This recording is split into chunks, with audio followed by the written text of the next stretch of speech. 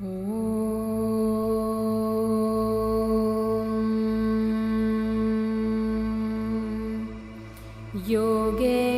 चित्तस्य पदेन वाचां मलं शरीरस्य च वैद्यकेन योपाकरोतं प्रवरं मुनीनां पतञ्जलिं प्राञ्जलिरानतोऽस्मि। आबाहुपुरुषाकारं शङ्खचक्रासिधारिणं सहस्रशिरसं श्वेतं प्रणमामि पतञ्जलिम्।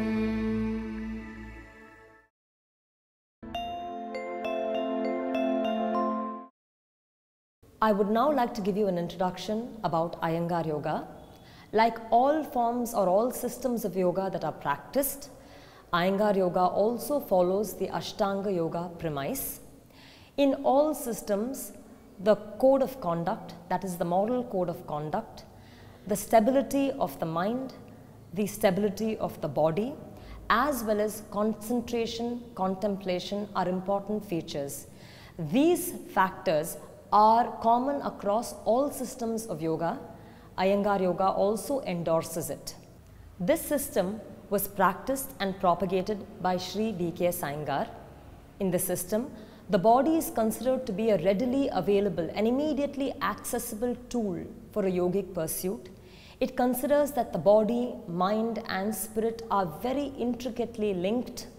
One cannot be of an unhealthy body and then have a strong or spiritual mind. It's very difficult to be suffering in the body, and therefore it's important to cleanse the body and make it healthy by the constant practice of asanas. This delivers a stable mind and spirit. This is the logic, or this is the idea of the practice itself.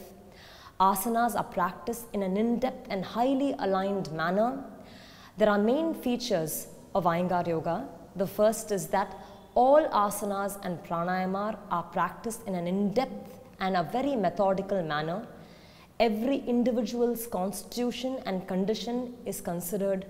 Nobody is considered to be too sick or too old for practicing, because let's say a person is unable to do a pose, we then have a variety of yoga properties such as blocks, bricks, blankets, bolsters, etc. that we use to enable a practitioner to experience the asana and benefit from the same. Next is the procedure or the practice of sequencing. There is no preset or predetermined or a single sequence of practice for a class. It varies depending on the constitution of the class. Let's say in today's class, or the individuals in the class have a hunched back or a compromised lumbar spine, then the way in which the asanas are sequenced or the actions are sequenced in a class is so that the asanas may penetrate that area and then give it an intelligent, active response. And therefore, the way of sequencing is not preset. It's really a very dynamic process. It is so that some parts may be awakened or certain principles may be delivered. This may be how to operate the sternum, how to roll the shoulder, how to pull the back ribs in, etc. Also the length of time. Sometimes the asanas are done in rapid progression, but otherwise we stay in an asana for a length of time.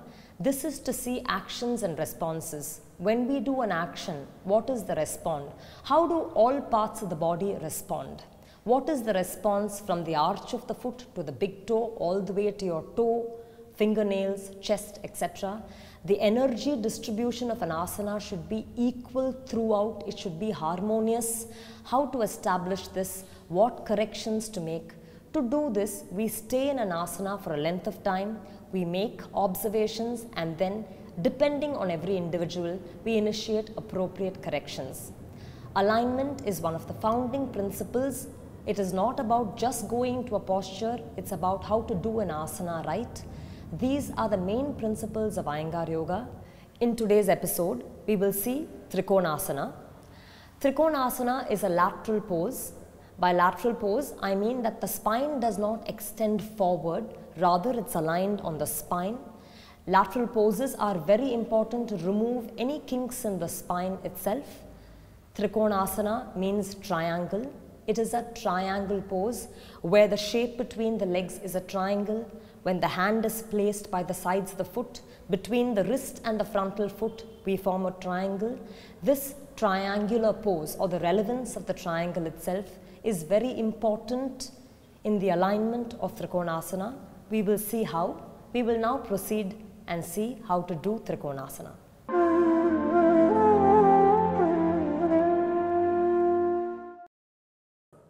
To do Trikonasana, we first start with standing in Tadasana with the knees and thighs back, weight going back, the thigh weight should be going back. Pressurize the heel, evenly spread all the toes, touch all parts of the toes on the floor, raise the sternum up, raise the chest up, lower the buttock muscle down, side of the body should stand tall and erect. From there, you take your hands in front of your chest, jump open your leg apart, raising your hand up like Urdhva Hastasana and to the side like Vimanasana. In that process, the chest should have become tall as well as wide. Then, the outer edges of the foot should be pressed firm. The arches should be opened. The arch should not drop. Pressing the thigh back, opening the arch well, pressing the outer edges of the foot. Both feet should be parallel, as in the foot will not turn out. The foot will be kept in such a way that it's parallel. Both outer edges should be parallel. It is particularly important to have the buttock muscle down, abdomen lean towards the spine as a natural movement of the buttock muscle going down, and the sides of the body tall. Here we take our hands to our waist to start with. Then the right foot turn completely out. When the right foot turns out, you have to make sure that the turn happens from the root of the thigh. By the root of the thigh, it is the area where the thigh joins the pelvis. That is the root of the thigh. When the foot turns out, the thigh should rotate out, the knee should rotate out, and the entire calf muscle should spin out. The weight is pressed on the heel, the metatarsals are firm on the ground. The tendency of the spine is to lean or fall on the side where the leg is turning. To avoid that, the spine should be particularly and deliberately centered. For this, the practitioner slightly moves the spine towards the center. At this point, we turn the leg back in front. We take our hand to the side, jump and feet together.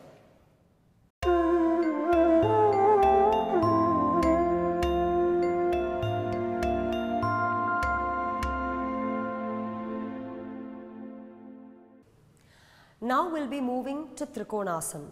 Standing in Tadasana, taking your hands in front of your chest, you jump to Uttirahasta Padasana with your legs apart. Keeping your hands spread wide first, raise the chest, roll the shoulders back, and then get your arms to your waist. As your arms are in your waist, your elbows will be slightly backward so that the back ribs come in and the chest lifts up, and so that the shoulders can roll back. With that, we turn our right foot out completely,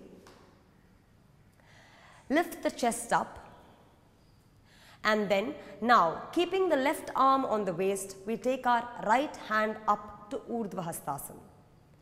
As the right arm goes up, the right side of the body from the outer hip to the outer armpit via the floating rib. The floating rib are the last two ribs in the rib cage. This is an important junction.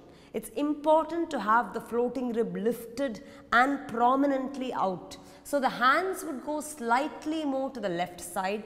The spine will go towards the left side to have the ribs, especially as you can see here, the floating ribs both out and up. With that, turning the left foot completely out, right foot completely out, and the left hip gripped back, the practitioner gives a good extension to the right side of the body and then stretches to the right side.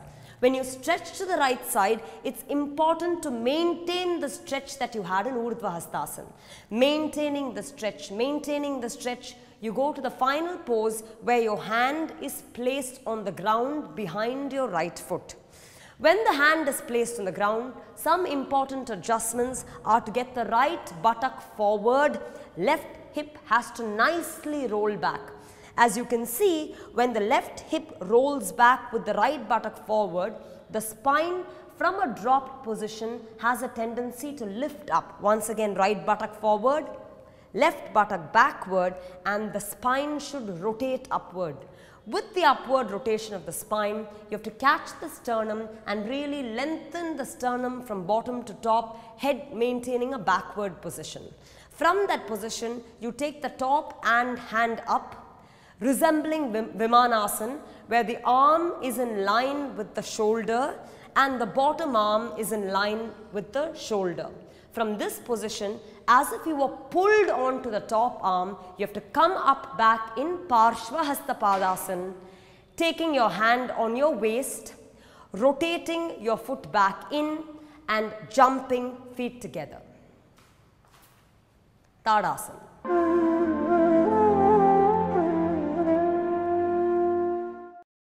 We'll first be showing Trikonasana on the left side the way a beginner would normally do.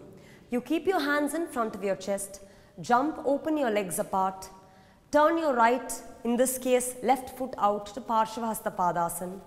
You take your left hand up, and then when you quickly go down to Trikonasana, you feel and you notice, firstly there is a fall of the spine down. That is, compared to the right side, left side of the chest being up, here the spine falls down. That is one thing that is pertinent to note. The next is the top side of the body has a great length. Even if we measure in terms of spans, the top side of the body is almost 3 spans, whereas we see that the bottom side of the body has hardly any length. It's hardly coming to around 2 spans. So there is a stretch on top which is not accomplished on the lower side.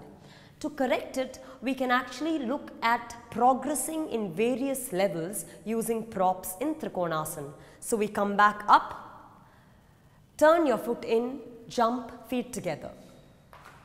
Now we proceed showing the variations on the right side. Keeping your hand in front of your chest, jump, open your legs apart. The width of the leg must be established.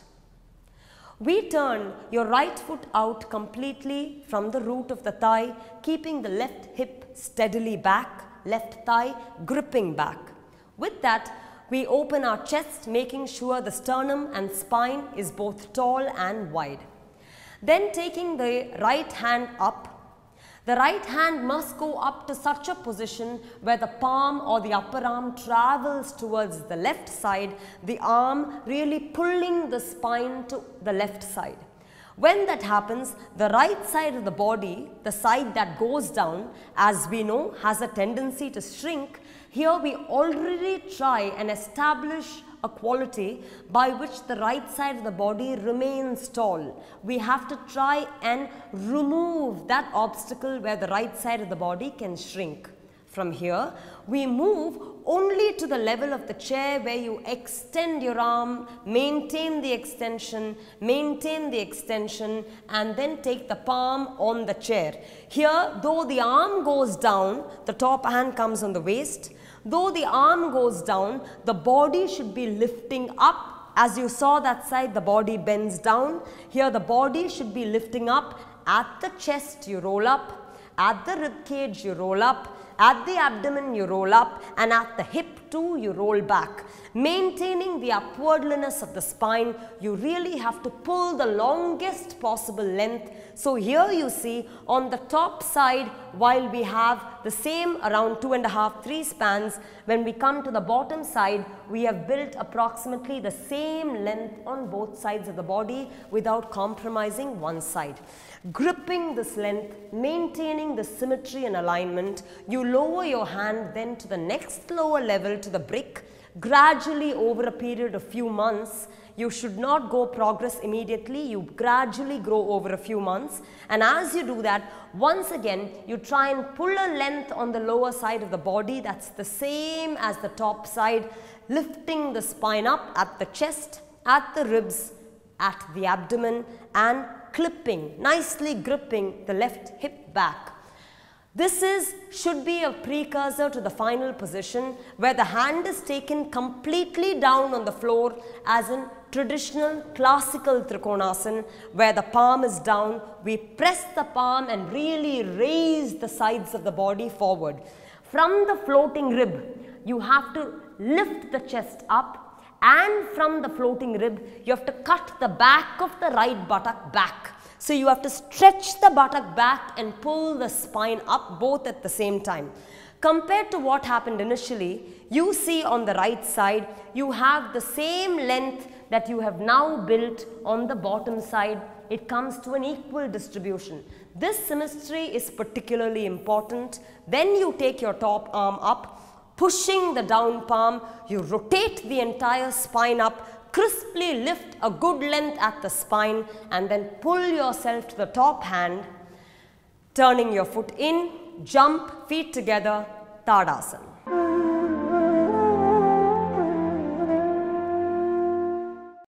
We are now seeing various ways by which props can be used to improve the alignment and the symmetry, and therefore the accrued benefits of Trikonasana. I am standing with my legs apart, but this time against a wall. When a practitioner begins the practice of asana new for the first few times, using the wall for personal support gives them more encouragement and confidence. Not only that, it allows a person to check if the alignment of an asana is effective. We saw that when we do Trikonasana, the tendency is to skew the hips and to drop the body down. It's not uncommon to see a person do Trikonasana with the body rolling down and the hip falling back, and therefore the spine really tilts towards gravity. There is a fall of the spine. To correct that in Trikonasana, when we have a flat even surface like a wall, you can see a way by which you can pull in the buttock on the bending side away from the wall and roll the opposite buttock towards the wall, therefore lifting the spine, keeping the entire body parallel to the face of the wall. When you do that, the tendency that you have to slouch can be reversed by drawing the spine up, horizontally aligning the pelvis, vertically aligning the spine, and horizontally settling the whole body on a spine that is both powerful and aligned. When you come back, you can come back again using the support of the wall before you turn your leg and do it on the opposite side.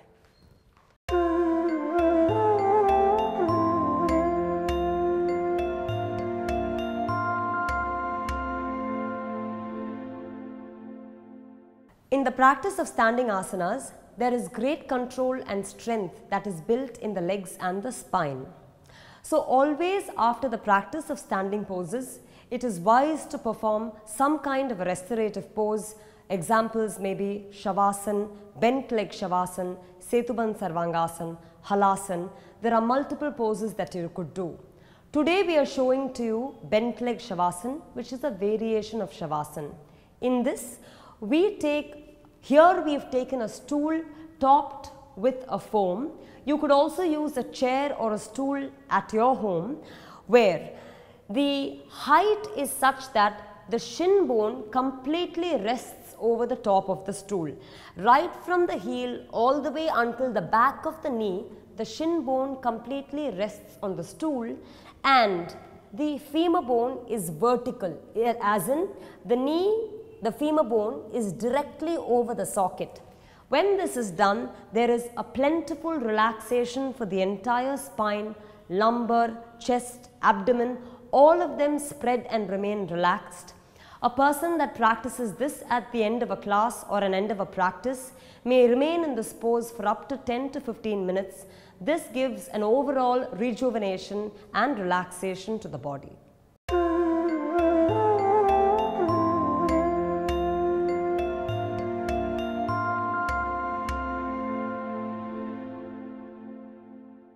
We now saw how to do Trikonasana, both the classical way as well as using props. We use simple props such as blocks as well as a wall. It is very important while doing an asana to keep in mind that it's not about going to the final structure of the pose, as in the design of the pose. It's really about how to do a pose right. How can I be well aligned? How can I be symmetrical? What are the actions? What are the responses to these actions? These are the factors that a practitioner must constantly be observant about while practicing any asana. When a practitioner does Trikonasana in a well-aligned and conscious manner, there are several benefits.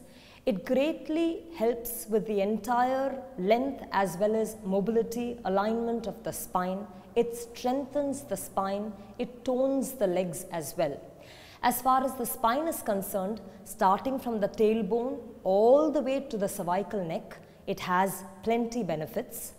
The tailbone as well as hip are well engaged, well opened, and therefore problems with the hip as well as the tailbone, that is the lower pelvis, is well addressed.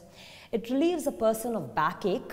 Also, when it comes to the neck, when a person turns to look at the palm up, that rotation of the neck gives good mobility as well as relieves neck pain.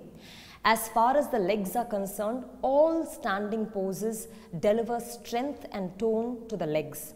Especially when a person locks the knee and pulls the thighs back, it develops the quadriceps as well as hamstrings, muscles associated with the entire length of the leg, and it mobilizes and heals the joints of the knee as well as hip, ankle as well. For people who suffer from acidity, gastritis also, this pose is very helpful. Overall, Trikonasana is very good for the entire length of the spine as well as the strength of the legs.